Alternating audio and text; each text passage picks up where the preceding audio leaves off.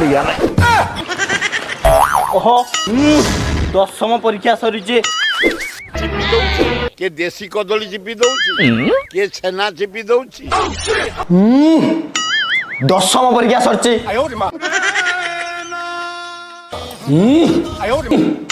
दशम परीक्षा सरची अरे चिंटू तू एते सकाळ उठছিস আমি শুইলি কেতেବେଳେ যে ଏବେ ବା ଯାଉ ଶୋଇମି ଦଶମ ପରୀକ୍ଷା ସରିଛି अरे रिजल्ट आसलानी ଆଜ୍ଞା ବାପା